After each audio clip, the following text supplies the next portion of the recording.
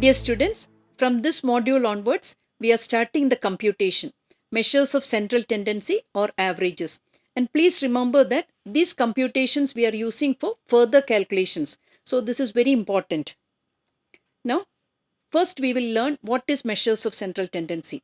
So important objectives of statistical analysis is to determine various numerical measures. See, for example, mean, median, mode, harmonic mean, geometric mean, all this. Some value we have to get an idea about the data.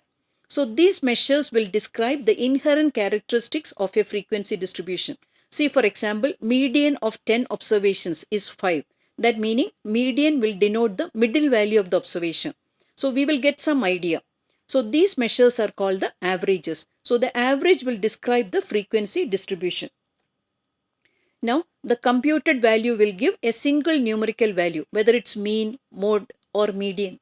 Anything, they will give one single value that we will get some idea about the other values. So this value will be representative of the entire distribution. So based on that, we are making certain assumptions about the distribution. So the computed value will give a single numerical value, 5, 6, 7, any value, or 6.6. So this value will be representative of the entire distribution. This is very important. That is why we are calling it as the measure of central tendency. So this one average what we are taking, the value will be between the smallest value and the largest value. Thus, average will give an idea about the concentration of values in the central part of the distribution. See, we are calling this as the measure of central tendency. So the value at the center, that is what we are trying to find out. So thus averages are always referred to as measures of central tendency or measure of location. Now, what are the usefulness of averages? Why we are calculating averages? So describing the distribution in a concise manner. Mean of this distribution is this value, or median or mode. We will get some idea about that. When you learn the computation, you will get to know better. So comparative study of different distributions. Mean marks of students for different sections. So we can compare that. So then we can take appropriate action for improving the performance of the students.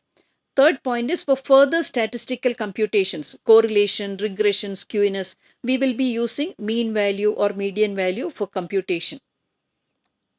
Then what are the requisites of a good average? First is it should be well defined.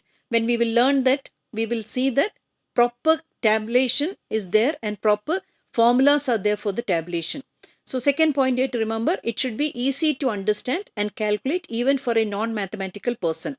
Even if a person is without mathematical knowledge, he should be able to use this technique and able to do the statistical computation.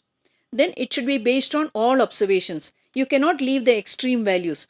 Extreme values if you leave, you will not get the correct average. So all the values should be included. Now, calculated average must be capable of further statistical calculation. I told you we are using these averages for further computations, correlation, regression, skewness, all that. So average should not be affected by fluctuations of sampling. So sampling, we have learned that some inherent limitations are there. That should not affect the computation of or the computed value of average. Next is it should not be affected by extreme observations. Marks of students in a class. Some students will be getting 100 out of 100, but there will be students who are getting 20 also. So it should not be affected by extreme observations and all the values should be considered. Then we will get a proper average. Now, what are the various measures of central tendency? First one is arithmetic mean, or we are calling it as mean. Second is median, third is mode, geometric mean, and fifth is harmonic mean.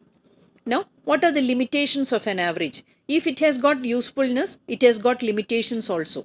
So the first point is average represents a value that lies between the larger and smallest value. So average value may not be uniform throughout. Average marks of students for statistics in a class is 60. That meaning there are some students who got 100 out of 100. There are some students who got 20. There are some students who got 40. So all these marks are possible. So the value, always we have to remember that it will be the value between the larger value and the smallest value.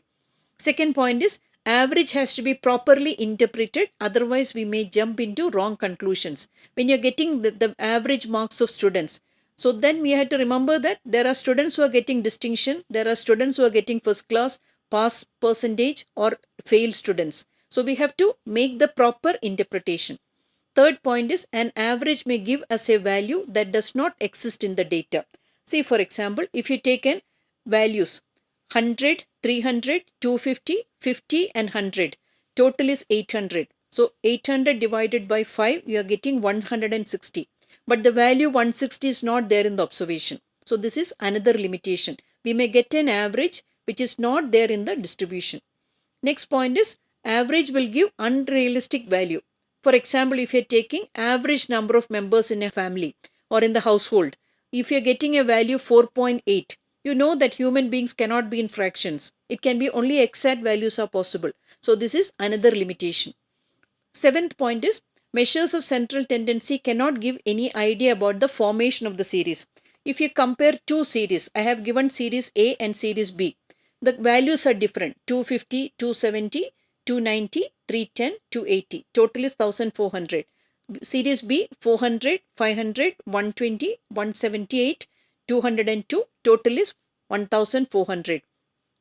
Both the series they got 5 observations. So if you are saying average is 280, but there is lot of difference between series A and series B.